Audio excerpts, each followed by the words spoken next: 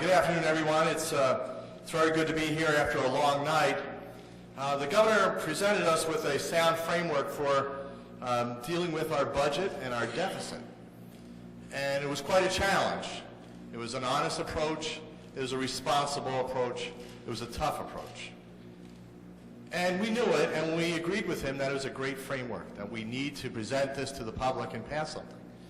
But oftentimes in this political world, when you're thinking about an honest approach, a responsible approach, and a tough approach, some people turn the other way.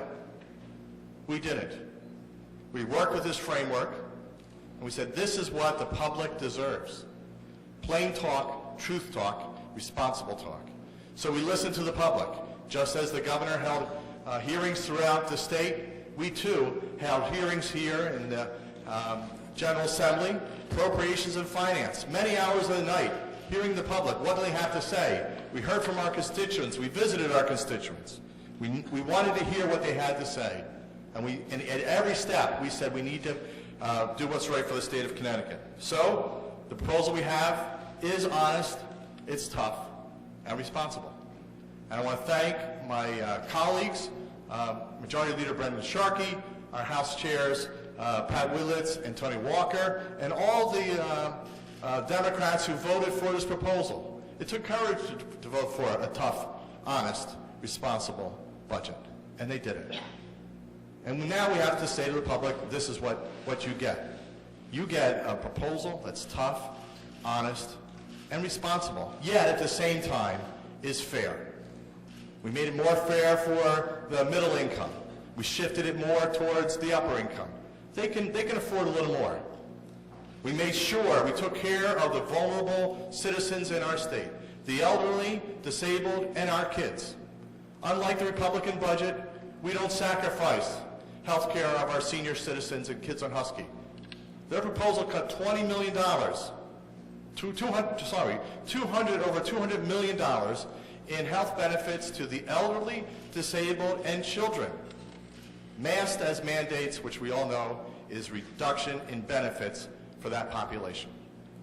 Plus another $200 million in phantom cuts, we don't even know what that is. Really decimating Medicaid Husky program for our seniors in nursing homes and our children who are on the Husky program. We protected our education, made sure every town was made whole in terms of funding from the state. And we streamlined government. The governor inherited a bureaucracy. He took a look around and said, we can make this more efficient. And we believe him, and we worked with him, and we spent time working on the particulars, and we're putting together a proposal that streamlines many of the agencies so we can save money. It's what the public says. There's got to be some streamlining. We've done it in this budget. Now that we passed this budget signed by the governor, there's more to be done. We need to grow our state. The governor needs to work on those concessions. I'll say ditto for what the Senate President said. We need to finish that part so we can move forward.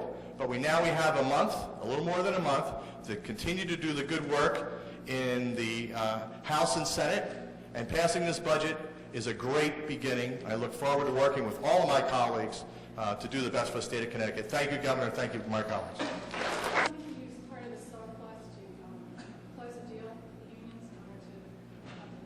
You know, I reject the concept of a surplus when we have tens of billions of dollars in unfunded obligations. I got to tell you, my jaw was dropping the last two nights watching a portion of the Republican debate. The same people who I have heard time and time and time again rail against the accumulated obligations of the state of Connecticut, then wanting to spend money in the context of a political argument. So, A, I reject the concept, the use of the word surplus.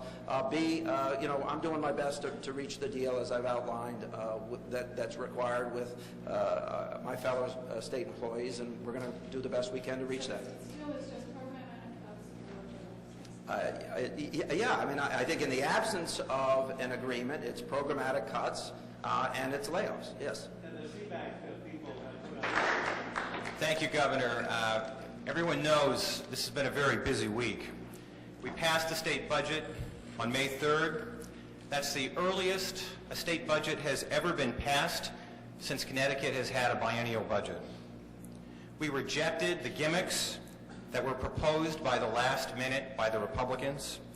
For example, $500 million in phantom savings through lapses, $400 million more in wishful Medicaid savings, and more than $200 million in borrowing.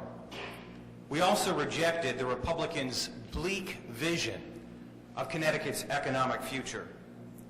They would have wiped out essential services necessary to help those who have lost their jobs find employment. They wanted to eliminate funding for marketing, tourism, and economic development in the state of Connecticut. They would have raided and decimated resources for the Community Investment Act that creates jobs, provides housing, and helps preserve our communities. In the last analysis, the budget that the governor put forth in February, that the Democratic legislature helped revise, was the only alternative. There was no credible Republican alternative. This budget that we passed helps our cities and towns. It does not crush them with devastating cuts designed to result in property tax increases like we've seen in other states. This budget, true, makes many deep cuts in our agencies and departments, but it does not take away the dreams and opportunities of our adults and especially our children by cutting education, the necessary ingredient to a well-trained workforce that is our future economically in this state. We did not make those devastating cuts in education that you are seeing in surrounding states. It's true, there's the matter of the governor agreeing with our friends, the state employees, and getting an agreement to close out that concession package that's necessary to complete the budget. So I'm pulling for Governor Malloy to summon his inner Mariano Rivera and close this out sooner rather than later. Thank you, Governor.